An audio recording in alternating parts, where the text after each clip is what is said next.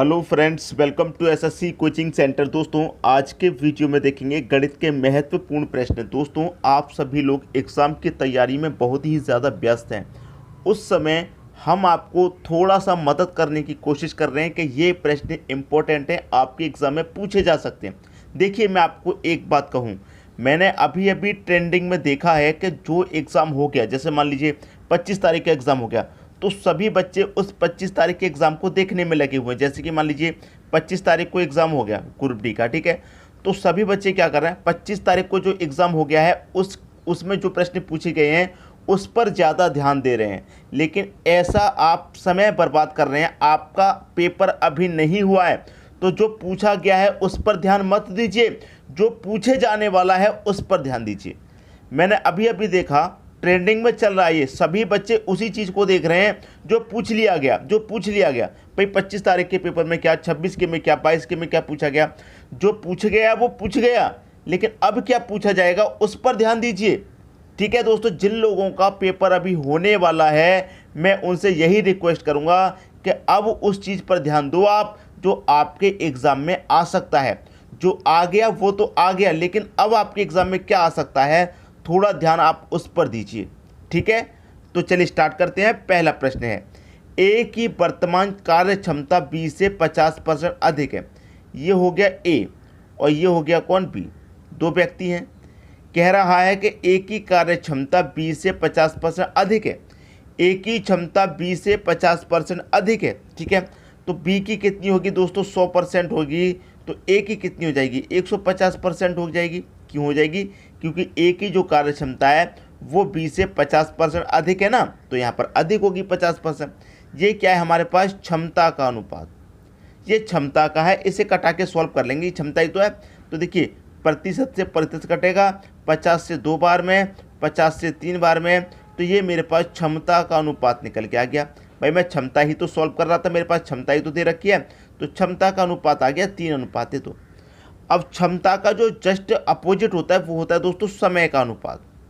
क्षमता का just opposite समय का अनुपात होता है, अपोजिट होता है। अपोजिट में कर लो, 2 भाई यहाँ पर आ जाएगा और 3 यहाँ पर आ जाएगा।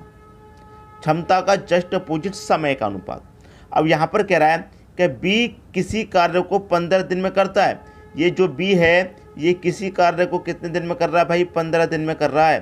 ठीक है, तो ए कितने दिनों में करेगा, ए कितने दिनों में करेगा, बी कर रहा है 15 दिन में, तो बी का अनुपात कितना है, 3 है, 3 से 15 दिन में कर रहा है, मतलब कितने गुना पर, आप बोलेंगे सर 5 गुना पर।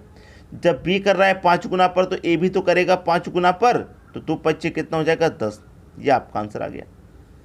ठीक है, बी कितने दिनों में कर रहा है, 15 दिन में, तो ए कितने दिनों में करेगा, 10 दिन में करेगा। 10 दिन में क्यों कर लेगा, क्योंकि भाई ए की जो कार्य क्षमता है इससे 50% अधिक है, इसलिए कर लेगा 10 दिन में, क्योंकि ए की कार्य क्षमता अधिक है तो ये जल्दी काम को खत्म कर देगा। ठीक है, तो 10 दिन में कर लेगा, ए 10 दिन दे रखा है डी ऑप्शन में, ये आपके प्रश्न का बिल्कुल सही जवाब हो जाएगा। बात क्लियर हो गई। अब देखेंगे अगला प्रश्न। अगला प्रश्न है, ए की कार्य क्षमता बी से 2 गुनी है। यदि बी किसी कार्य को 20 दिन में समाप्त करता है तो ए उसे कितने दिन में करेगा। भाई आपके पास दो व्यक्ति हैं, ए और बी। ठीक है, ए की कार्य क्षमता बी से 2 गुनी है, बी से 2 गुनी है। अगर बी की कार्य क्षमता 100 होगी तो बी से 2 गुनी है, तो ए की कितनी हो जाएगी, 200 हो जाएगी, क्योंकि 2 गुनी है। ठीक है, ये किसका अनुपात है भाई, क्षमता का ही तो है, क्षमता ही तो निकालेंगे, क्षमता ही तो दे रखा है कार्य क्षमता। ठीक है, अब इसको कटा के छोटा कर लेंगे, 100 से 1 बार में, 100 से 2 बार में, तो क्षमता का जो रियल अनुपात है वो कितना आ गया, अनुपात में निकल के आ गया 2:1। अब क्षमता का जस्ट अपोजिट क्या होता है, आप अच्छे जानते हैं कि समय का अनुपात होता है। तो समय का अनुपात होता है तो 1 इधर आ जाएगा और 2 इधर। ठीक है, आपसे कह रहा है कि बी किसी कार्य को 20 दिन में कर रहा है। बी आपका किसी कार्य को कितने दिन में कर रहा है, 20 दिन में। ये जो बी है अनुपात में तो 2 में कर रहा है, लेकिन दिन में कितने में कर रहा है, 20 में कर रहा है। कितने गुना पर कर रहा है, आप कहेंगे सर 10 गुना पर। जब बी 10 गुना पर कर रहा है तो ए भी आपका 10 गुना पर करेगा, तो 1 का गुना 10, 10 हो जाएगा। तो पूछा क्या है, ए उसे कितने दिन में करेगा, ए आपका दोस्तों 10 दिन में करेगा। ए आपका कार्य को कितने दिन में करेगा, 10 दिन में करेगा। ठीक है, समझ में आएगी बात। ये सी ऑप्शन आपके प्रश्न का बिल्कुल सही जवाब हो जाएगा। अब देखेंगे हम अगला प्रश्न। अगला प्रश्न है, ए की कार्य क्षमता बी से 50% अधिक है तथा ए किसी कार्य को बी से 10 दिन पहले समाप्त कर देता है, दोनों मिलकर उस कार्य को कितने दिन में करेंगे। आपके पास दो व्यक्ति हैं ए और बी, ठीक है। अब यहाँ पर कह रहा है ए की जो कार्य क्षमता बी से 50% अधिक है, अगर बी की 100% होगी तो ए की कितनी हो जाएगी 150, क्योंकि ए की 50% अधिक है। कटा लेंगे आप 50 से 2 बार में, 50 से 3 बार में, ये क्षमता का अनुपात हो गया। अब क्षमता का जस्ट अपोजिट समय का होता है, तो यहाँ पर 2 आ जाएगा, यहाँ पर 3 आ जाएगा। वही मैंने बताया भाई, आप क्षमता दे रखी है आपके पास, क्षमता का अनुपात कितना हो गया, क्षमता का अनुपात आपके पास 3:2 हो जाएगा। और क्षमता का जस्ट अपोजिट समय का अनुपात होता है, तो अपोजिट आ गया, 2 इधर और 3 इधर, अपोजिट हमने ले लिया।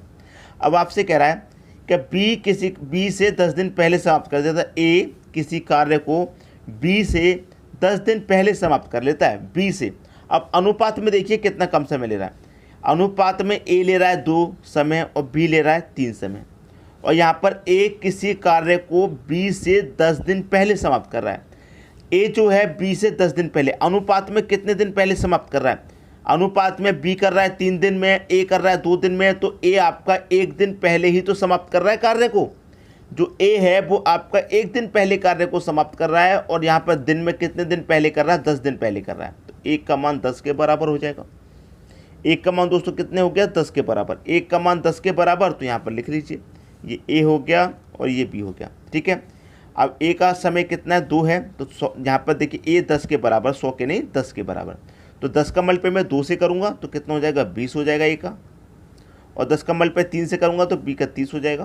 भाई बी का अनुपात ही तो है 3, 10 का मैं 3 से करूँगा तो बी का 3। अब दोनों का क्या कर लेंगे, एलसीएम ले लेंगे, तो यहाँ पर टोटल काम पता चल जाएगा आपको कितना है। तो 20 और 30 का एलसीएम 60। 20 से काटो 60 को 3 बार में, 30 से काटो 60 को 2 बार में। यहाँ पर कह रहा है कि 10 दिन पहले समाप्त कर देता है, तो दोनों मिलकर उस कार्य को कितने दिन में समाप्त करेंगे। भैया दोनों मिलकर, पहले तो हमने ये पता किया कि कार्य कितना है, कार्य है आपका 60। अब 1 दिन का कार्य ए का 3 है, ठीक है, और बी का 1 दिन का कार्य 2 है। तो दोनों मिलकर के जब कार्य करेंगे तो दोनों मिलकर के 1 दिन में कितना कर लेंगे, 5 कार्य कर लेंगे। और कार्य है कितना करने के लिए, 60 कार्य है। जब 1 दिन में 5 करेंगे तो 60 को कितने दिन में करेंगे भाई, 12 दिन में करेंगे कि नहीं करेंगे। ये आपका आंसर हो जाएगा 12 दिन। सी ऑप्शन बिल्कुल सही हो जाएगा। क्लियर हुई बात, सभी के समझ में प्रश्न आ गया। अब देखेंगे हम अगला प्रश्न। अगला प्रश्न है, ए की कार्य क्षमता बी से 50% अधिक है, ए और बी, ठीक है। ए की कार्य क्षमता बी से 25% अधिक है, तो बी की अगर 100 होगी तो ए की कितनी हो जाएगी 125, क्योंकि 25% अधिक है, ठीक है। अब कटा लीजिए, 25 से 4 बार में, 25 से 5 बार में, तो क्षमता का अनुपात आ गया। क्षमता का जस्ट अपोजिट समय का अनुपात, तो समय का अनुपात कितना जाएगा, 4 इधर और 5 इधर। ये क्या हो गया, समय का अनुपात, ठीक है, समय का अनुपात हो गया। अब आपसे कह रहा है कि ए किसी कार्य को बी से 4 दिन पहले समाप्त कर रहा है। ए जो है किसी कार्य को बी से 4 दिन पहले, अब बी यहाँ पर कर रहा है 5 दिन में, ए कर रहा है 4 दिन में, तो ए कितने दिन पहले कर रहा है कार्य को, 1 दिन पहले ही तो कर रहा है। और यहाँ पर कितने दिन पहले कर रहा है, 4 दिन पहले कर रहा है, तो ए की वैल्यू 4 के बराबर।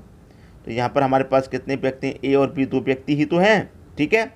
तो ए का कितना है, 4 है, तो 4 गुण पे 4 से करूँगा तो 16, और बी का कितना है 5, तो 4 5 20। दोनों का एलसीएम अगर मैं ले लूँगा तो मुझे टोटल काम पता चल जाएगा कितना है। तो 16 और 20 का एलसीएम 80 आ जाएगा, ठीक है। 16 से 80 को काटो 5 बार में, 20 से 80 को काटो 4 बार में। ये ए का 1 दिन का काम 5 है, बी का 1 दिन का काम 4 है। आपसे कह रहा है कि दोनों मिलकर कितने दिन में कार्य को समाप्त करेंगे, दोनों मिलकर। तो पहले तो हमने ये पता किया कार्य कितना है, कार्य भैया आपका 80, ठीक है। और दोनों मिलकर के, तो 1 दिन का कार्य ए का 5 है, बी का 1 दिन का कार्य 4 है। दोनों जब मिल जाएंगे तो 1 दिन में कितना करेंगे, 5 और 4 9 कार्य करेंगे 1 दिन में। और कार्य कितना है टोटल 80, 1 दिन में 9 कर रहे हैं, तो 80 को कितने दिन में करेंगे भाई, 80/9। और हमें आंसर दे रखा है 80/9, तो प्रश्न का आंसर बिल्कुल हमारा यहीं पर आ जाएगा, और कुछ करने की ज़रूरत है ही नहीं है। ठीक है दोस्तों, समझ में आ गई बात। अब देखते हैं अगला प्रश्न। अगला प्रश्न है, ए की कार्य क्षमता बी की तुलना में 16.2/3% अधिक है तथा ए किसी कार्य को 18 दिनों में समाप्त कर सकता है, तो दोनों मिलकर उसी कार्य को कितने दिन में समाप्त करेंगे। बहुत अच्छा प्रश्न। ए और बी, ठीक है, ये है। अब आपके पास कर रहा है ए की कार्य क्षमता बी की तुलना में 16.2/3% अधिक है। बी की तुलना में अगर बी की 100 है तो इसकी भी 100 होगी, लेकिन इससे ये कितनी अधिक है? 16.2/3। ये है 16.2/3% अधिक है, तो मैंने इसको इतना ही जोड़ दिया। भाई जितनी अधिक है भाई इसकी भी 100 होगी, इसकी भी 100, लेकिन इससे ये कितना अधिक है वो मैंने इसमें जोड़ दिया। 16.2/3 अधिक है तो वो मैंने इसमें जोड़ दिया। अब मैं इसको अगर सॉल्व करूंगा तो कितना आएगा?